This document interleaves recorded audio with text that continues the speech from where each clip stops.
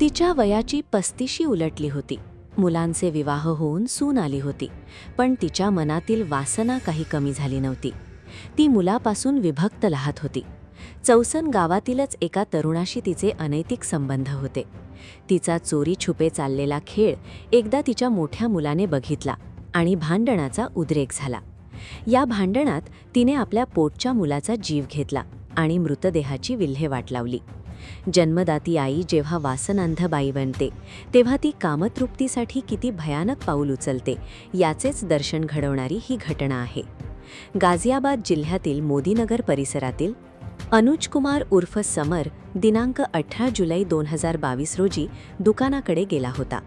तो सायंकाळी नेहमीप्रमाणे घरी येणे अपेक्षित होते, पण तो आला नाही. त्याची पत्नी अंजलीने त्याची शोधाशोध केली, पण तो काही सापडला नाही. अखेरीस तिने आपला पती बेपत्ता झाल्याची तक्रार दिनांक 21 जुलै रोजी पोलीस ठाण्यात दिली, पण तो काही सापडला नव्हता. दरम्यान दिनांक 3 ऑगस्ट रोजी पोलीस स्टेशनमध्ये एक फोन आला.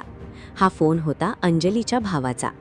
त्याने सांगितले की माझी बहीण अंजली याचा पती अनुज कुमार याचा मृतदेह निवाडी रोडवरील दगडांच्या मागे पडलेला आहे. ही माहिती मिळताच पोलीस यंत्रणा सक्रिय झाली. जो तरुण बेपत्ता झाल्याची तक्रार त्याच्या पत्नीने केली, त्याचाच मृतदेह तिच्या भावाला दिसावा, यामागे काही गौडबंगाल तर नाही ना, या विचारातच पोलीस घटनास्थळी दाखल झाले.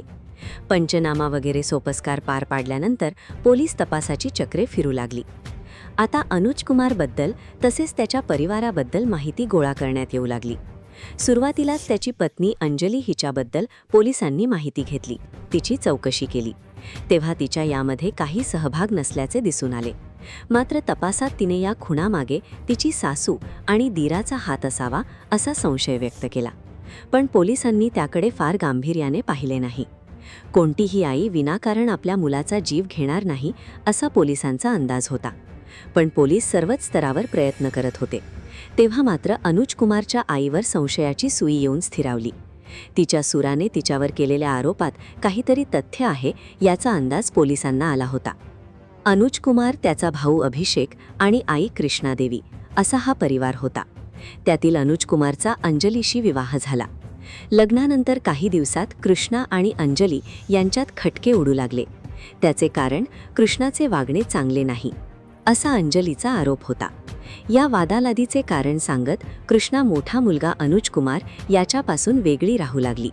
ती गावातच एक वेगळी खोली घेऊन लहान मुलगा अभिषेक सह राहत होती, तर अनुज कुमार आणि त्याची पत्नी अंजली दुसरीकडे राहत होते.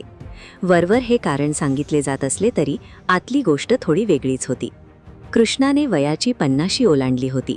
खुटकी भरलेले अंगाच्या कृष्णाचे वय जागवत नव्हते. ती तरुणच दिसत होती. कमीजमधून दिसणारे तिचे मोठे भरलेले स्तनयुगुल, सलवारमधून भरदार मांड्या आणि डेरेदार नितंबांचे होणारे दर्शन अनेकांचे लक्ष वेधून घेत होते. तिच्या मनातही वासनांचे वादळ घोंघावत होते. या वयातही ती शरीर सुखासाठी आसुसलेली होती. तिला पुरुष सुखाची लालसा होती आणि काही पुरुष तिच्या भरलेल्या देहावर फिदाही होते.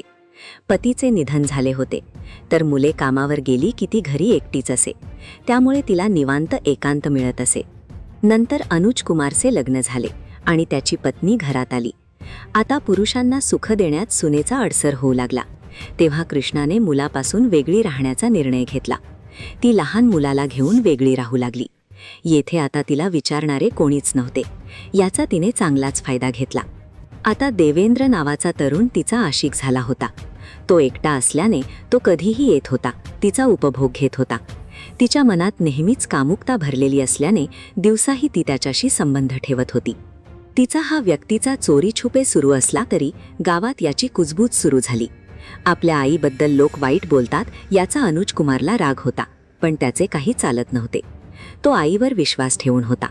मात्र कुकर्म फार काळ लपून राहणारे नसते. तो दिवस उजाडला होता, पण कृष्णाचे पाप उघडे पडण्याबरोबरच अनुज कुमारचा बळी घेण्यासाठी नेहमीप्रमाणे अनुज कुमार दुकानात आला. दिवसभर त्याने व्यवसाय केला. सायंकाळच्या सुमारास तो दुकान बंद करून बाहेर पडला.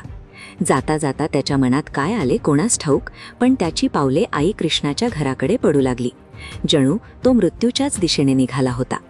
तो आईच्या खोलीजवळ गेला. दरवाजा त्याला उघडाच दिसला. तसेच दारात एका पुरुषाच्या चप्पलीही दिसली. आपल्या आईला भेटायला कोण आले असावे असा विचार करत तो आत शिरला. बाहेरच्या खोलीत तर कोणीच नव्हते, पण आतल्या खोलीतून कुजबुजल्यासारखा आवाज येत होता. त्याने आत डोकावले आणि त्याला धक्काच बसला. आत त्याची आई कृष्णा आणि तिचा प्रियकर देवेंद्र एकमेकांच्या मिठीत होते. तिची सलवार बाजूला पडली होती, तर देवेंद्रने तिला आवळून धरले होते. तिच्या स्तनांचे मर्दन करत तो तिचे चुंबन घेत होता. ती हसत होती, त्याला आवडत होती. दोघांचा खेळ चांगलाच रंगात आला होता. नेहमीप्रमाणे त्याचे सुरू असलेले संबंध पाहून अनुज कुमारच्या तळपायाची आग मस्तकात गेली, तर त्याला पाहून ते दोघेही बिथरले. तो त्या दोघांकडे रागाने धावत निघाला. तेव्हा तिने त्याला गप्प राहण्यासाठी दम दिला. तू कशाला आलास आमच्या घरी, असा जाब विचारत तिने मुलालाच बाहेरच्या खोलीत ढकलले, तर देवेंद्रही त्याच्या अंगावर धावून गेला. अनुज कुमार आणि देवेंद्र यांच्यात झटापट सुरू झाली. तो देवेंद्रला शिवीगाळ करू लागला. हे भांडण बाहेर गेले तर आपली बदनामी होणार हे कृष्णा आणि देवेंद्र यांनी ओळखल्यामुळे कोणत्याही परिस्थितीत अनुज कुमारला सोडायचे नाही, असे त्यांनी क्षणार्धात पक्के केले. ते दोघे त्याच्यावर तुटून पडले. आता जन्मदाती आई जीव घ्यायला सरसर झाल्यावर वाचवणार तरी कोण होते?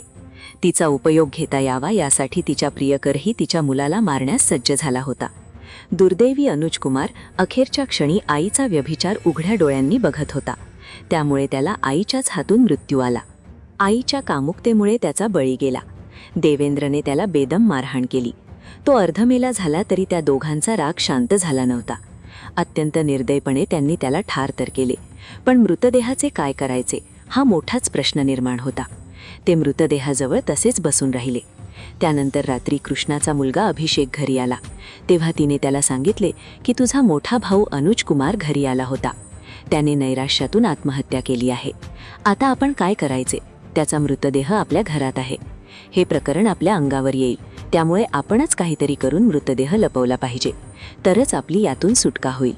हे सगळे ऐकून अभिषेक बावचळला. त्याने आईच्या बोलण्यावर विश्वास ठेवला.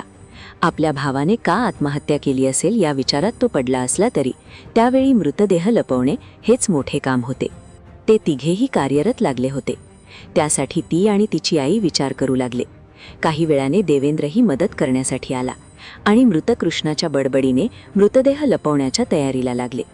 अभिषेक आणि देवेंद्र यांनी रात्रीच्या काळोखात मृतदेह घरातून बाहेर आणून कारमध्ये घातला. त्यानंतर दूरवर ओसाड जागी मृतदेह फेकून देऊन ते घरी परतले. त्यानंतर काहीच झाले नाही अशा आविर्भावात ते फिरत होते. पोलिसांना जेव्हा कृष्णाच्या अनैतिक संबंधाबद्दल माहिती मिळाली तेव्हा पोलीस तिच्या माग काढू लागले. तसेच तिचा कथित प्रेमी देवेंद्र गावातून गायब असल्याचे उघड झाले.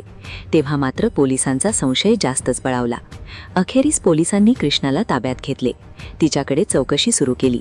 सुरुवातीला तिने उडवाउडवीची उत्तरे देण्याचा प्रयत्न केला, पण पोलिसांसमोर तिचा जास्त वेळ टिकाव लागला नाही. तिने पोलिसांसमोर गुन्हा कबूल केला. त्यानुसार ती आणि तिचा लहान मुलगा अभिषेक यांना ताब्यात घेण्यात आले असून तिचा प्रियकर देवेंद्राचा शोध सुरू आहे.